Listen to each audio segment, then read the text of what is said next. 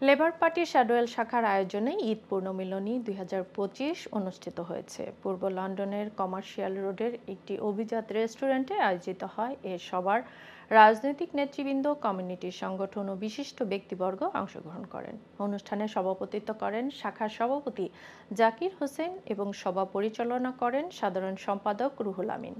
প্রধান অতিথি হিসেবে বক্তব্য রাখেন টাওয়ার হ্যামলেটস লেবার গ্রুপের লিডার কাউন্সিলর সিরাজুল ইসলাম।